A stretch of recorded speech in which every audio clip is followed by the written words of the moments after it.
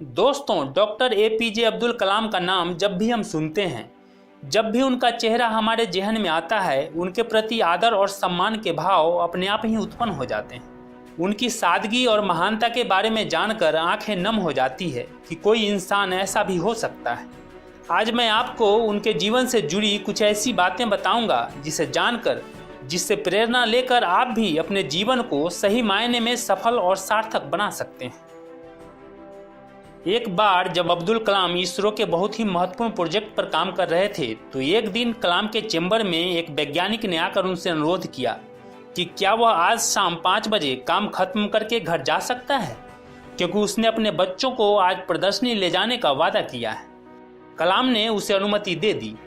वह वैज्ञानिक खुशी खुशी फिर काम पर लग गया। उसके बाद वह वैज्ञानिक काम में इतना लीन हो गया कि उसे अपने बच्चों से किए वादों का भी ख्याल नहीं रहा। उसे इस बात की सूझ तब लगी जब उसने अपनी घड़ी देखी, जिसमें 8:30 बज चुके थे। यह देखकर वह जल्दी जल्दी डॉक्टर कलाम के चैम्बर में पहुंचा, परंतु वे वहां नहीं थे, तो उसे बहुत निराशा हुई। उसे अपने बच्चों से किए वादे न पूरा करने का दुख था। वह उदास मन से अपने घर लौट आया। घर लौटकर उसने अपनी पत्नी से पूछा कि बच्चे कहाँ हैं। पत्नी ने जवाब देते हुए कहा कि तुम नहीं जानते, डॉक्टर अब्दुल कलाम घर आए थे और बच्चों को प्रदर्शनी दिखाने अपने साथ ले गए। दरअसल जब डॉक्टर कलाम ने देखा कि वह वैज्ञानिक मग्न होकर अपने काम में लगे हुए हैं, तो उन्होंने उसका ध्यान भटकाना उचित नहीं समझा। लेकिन जब किसी ने अपने बच्चों से वादा किया है तो वे उसे जरूर प्रदर्शनी दिखाने जाएंगे।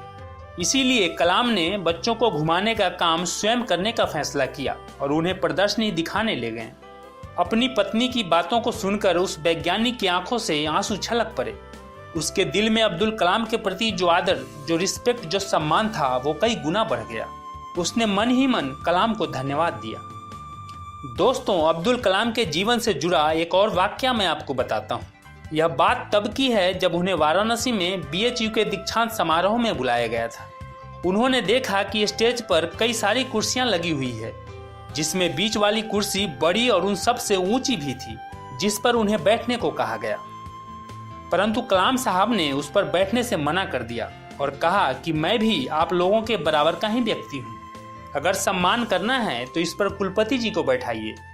फिर ऊंची वाली कुर्सी स्टेज पर से हटा दी जाती है, जिसके बाद अब्दुल कलाम सबके समान वाली कुर्सी पर ही बैठते हैं। दोस्तों, अब्दुल कलाम अपने जीवन में खुद को कभी बड़ा व्यक्ति नहीं मानते थे। वे अपने आप को सबके बराबर एक समान समझते थे और अपनी इसी समानता के भाव के चलते अब्दुल कलाम साहब कुरान और गीता दोनों का अध्ययन करते थे। उनके नज़र में कोई भी ग्रंथ छोटा या बड़ा नहीं था, बस ज्ञान जहाँ से भी मिले ले लेनी चाहिए, यही उनकी सोच थी। दोस्तों, राष्ट्रपति बनने के बाद डॉक्टर अब्दुल कलाम त्रिवेंद्रम की अपनी पहली यात्रा के दौरान वे केरल के राजभवन में ठहरे थे और उन्हें राष्ट्रपति के मेहमान के रूप में किन्हीं 2 लोगों को बुलाने का अधिकार था। तब राष्ट्रपति डॉक्टर कलाम ने अपने 2 करीबी लोगों को मेहमान के रूप में बुलाया। पहला था सड़क के किनारे बैठने वाला मोची और दूसरा एक छोटे से होटल का मालिक। दोस्तों, अब्दुल कलाम का संपूर्ण जीवन इंस्पिरेशन की वो पावर हाउस है जिससे कोई भी व्यक्ति बहुत कुछ सीख सकता है।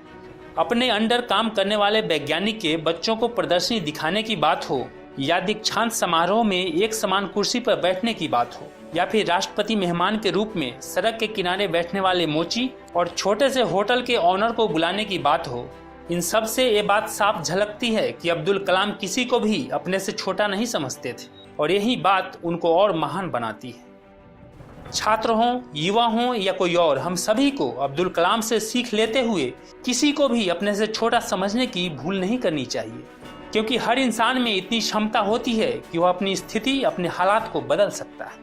आज जिसे आप अपने से छोटा और कमजोर समझने की भूल करते हैं, कल को वह अपनी मेहनत, अपने कर्म और अपने परिश्रम से कहां पहुंच जाएगा, कोई नहीं जानता।